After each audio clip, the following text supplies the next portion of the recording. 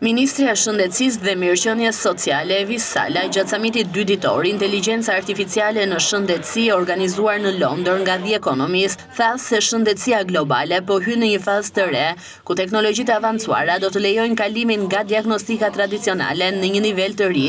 Spitali së ardhmes do të ketë një infrastrukturë të padukshme teknologjike, qendër të unifikuar të dhënave të pacientit, 0 barra administrative për profesionistët dhe një kulturë bashkëpunimi, njeri inteligjencë artificiale, ku është në qendër kujdesi ndaj pacientit, u shpreh ministreja Sala.